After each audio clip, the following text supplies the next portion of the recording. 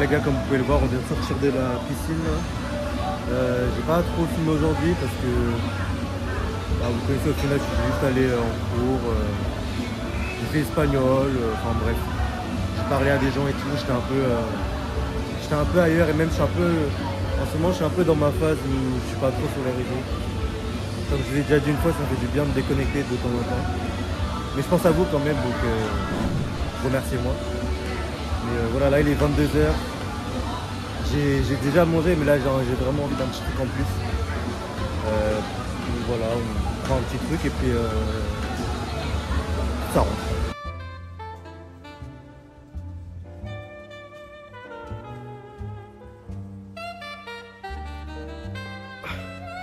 Pourquoi à chaque fois qu'on revient d'une activité avec de l'eau, on est toujours fatigué? We got some pasta à la bolognaise. Oh, ok. That look really nice. Attends, pourquoi je parle anglais? Wesh. Wesh. Wesh. Je sais pas si j'ai le fait de pas avoir mangé un truc pas asiatique depuis longtemps, mais c'est parti. Je vais ajouter du queso, fromage. C'est pas mal. Look at this, bro. I'm a fucking genius. So you add some cheese on top. Oh my god, that look. Oh shit, damn. Oh my god.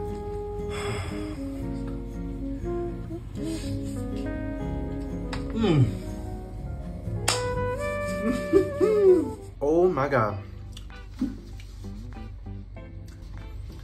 Aïe, ah c'est chaud. Ah. Fuck shit. On n'a pas de poivre, c'est dommage.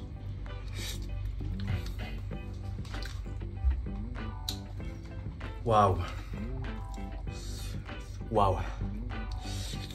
That shit is busting, bro. Ouh. Story time. Voilà. Après cette soirée, j'ai pas pris grand chose. Je suis allé nager avec des potes, on s'est amusé tout ça. Et en sortant, du coup, je sais pas si je vous ai déjà dit, mais avant ça, le jour où je me suis bourré la gueule, je me plaignais d'avoir les oreilles bouchées. En sortant de la piscine, il y a de l'eau qui reste coincée et ça veut pas sortir. Donc là, je commence à me dire, ah, je suis un peu inquiet, tu vois. Parce que en fait, je savais pas le jour où je me suis bourré, mais il y a des cérumen qui se sont accumulés et du coup, ça a fait un bouchon. Ce qui fait que même l'eau ne passe plus. Donc là, j'ai de l'eau encore là, parce que du coup, je vais vous raconter pourquoi j'ai encore le truc durant mon histoire. Mais donc voilà, en sortant du truc, j'ai de l'eau coincée dans mes oreilles. J'essaie de retirer, j'arrive pas. Je monte dans ma chambre, voilà, je me brosse les dents, etc. Je me couche. J'ai la excellente idée de me coucher mon oreille bouchée sur mon coussin. Ce que j'ai pas pensé, c'est que du coup, ça va compresser de l'air dans mon oreille, tu vois. Parce que bah, forcément, c'est un trou l'oreille. Donc il y a de l'air qui passe. Sauf que le problème, c'est que quand tu compresses de l'oreille, quand tu compresses quelque chose sur un truc qui est déjà bouché, il y a de l'air qui reste. Ce qui fait que quoi? Maintenant, j'ai de l'eau et de l'air bouché dans mes oreilles. Donc, je dors, et quand je me réveille, j'entends plus rien. Donc là, je commence à paniquer. Je me dis, wesh, qu'est-ce qui se passe? Je suis en train de devenir fou et tout. Ni une ni deux. Je me lève, il est genre 4 h du matin. Je me dis, vas-y, il faut que j'aille à l'hôpital et tout. Donc je vais à l'hôpital. Déjà, première galère, je mets 20 minutes pour chercher un taxi. Vous me direz, voilà, il est 4 h du matin. C'est normal de mettre du temps pour trouver quelque chose. Donc, voilà, au bout de 20 minutes, j'arrive à en capter un. Je le prends. J'arrive à l'hôpital. L'hôpital est vide. Toujours, vous me direz, ouais, Hugo, c'est normal, il est super tôt. Il est déjà 5 h presque, tu vois, 4 h 30. Oui, peut-être, mais un hôpital, c'est censé marcher 24 h sur 24. Donc, j'arrive. Zéro information, tout écrit en taille, je comprends rien. Je passe 5 minutes. 5 minutes, ça peut sembler court, mais je passe 5 minutes à faire des allers-retours sans trouver personne au final. Et au bout d'un moment, j'ai la bonne idée de recheck le comptoir. Je l'avais déjà checké 2 fois, mais je le recheck au cas où. Et je vois qu'il y a quelqu'un qui dort. Donc je la réveille, avec des bruits et tout. Elle me passe un forme. Non, elle me dit carrément d'aller remplir un formulaire. C'est fou parce que j'ai dû remplir un formulaire. Ça m'a pris genre 10-15 minutes. Ensuite, j'ai dû parler à la meuf pour qu'elle confirme, donc ça a dû perdre 10 minutes. Comment ça remplir un formulaire? Imaginons j'aurais été dans une situation grave, genre je pisse le sang et tout. Tu me dis quand même va remplir un formulaire? Bref, je redonne le formulaire. Elle me dit, ok très bien, va t'asseoir là-bas et attends. Donc déjà tu m'as fait attendre pour remplir le formulaire et tu me dis re-attends. C'est pas fini. Donc j'attends. 10, 20, 30, 40 minutes. Presque une heure. Au bout de ces 40 minutes, il y a quelqu'un qui m'appelle, qui prend ma tension, etc. Battement du cœur, regarde ma taille, mon poids, si j'ai des allergies, etc. Et elle me dit, elle me passe une feuille, et elle me dit, ouais, écoute, t'as un rendez-vous, ton rendez-vous, il est à 8 h du matin. Dites-vous qu'à ce moment-là, il est 6 h. Donc, j'ai dû attendre 2 heures. Encore attendre. Donc je me dis, ouais, pourquoi pas, écoute, c'est le matin, il est super tôt, j'ai rien à faire. Donc là, je monte, truc de fou. Déjà, je vois un night market. Je vais péter mon crâne. C'est une dinguerie. Ils ont un night market dans l'hôpital.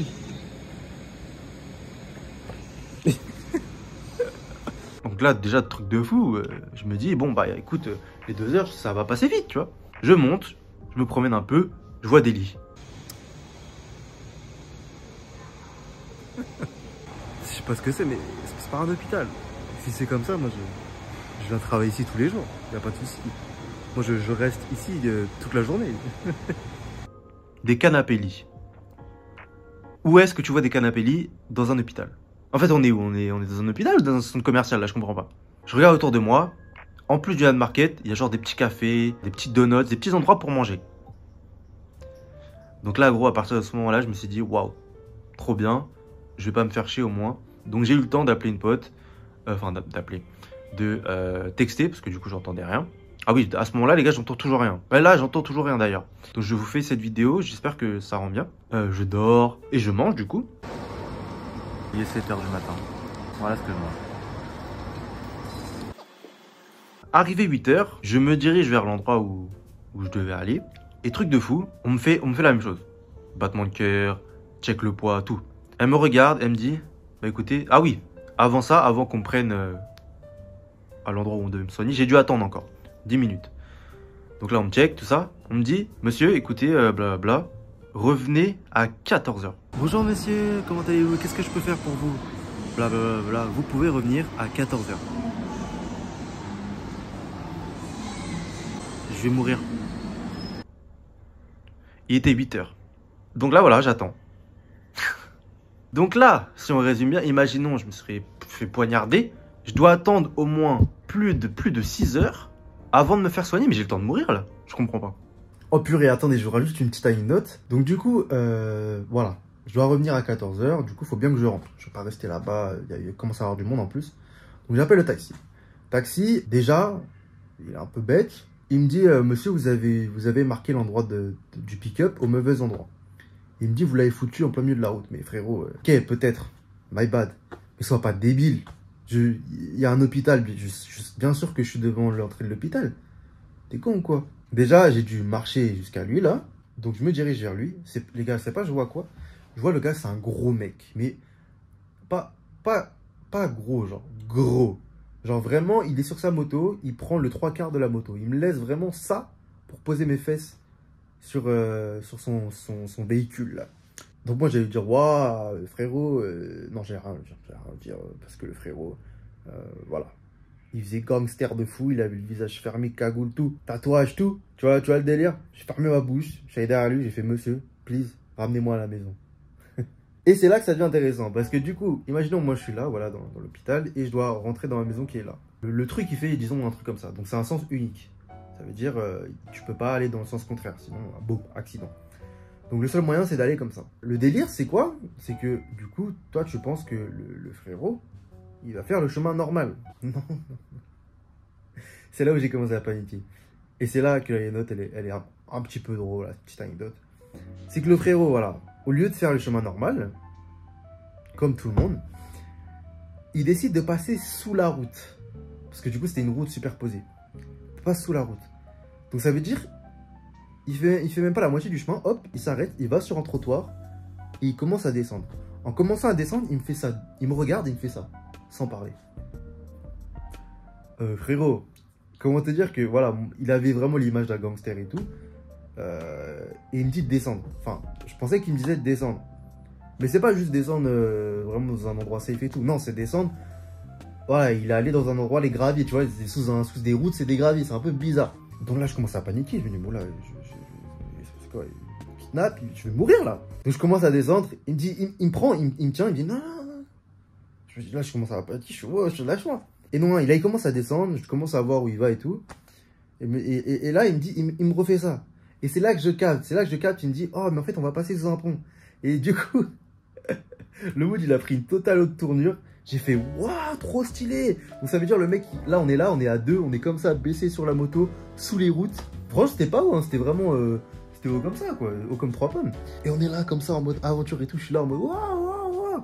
Et le mec, il est là, en mode, t'inquiète, je connais les raccourcis. Ouais, donc le mood, il est vraiment de passer à, il va me tuer, à, waouh.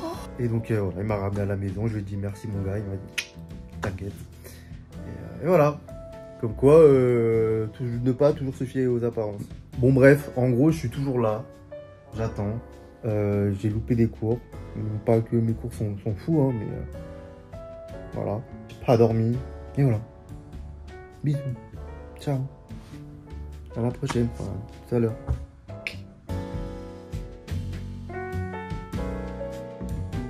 Oui, votre gars est sauvé. Ça va coûter 50 bahts, pas 500 €, pas 5000, 50 bahts. 50 bahts, c'est pas cher. C'est genre 2 €.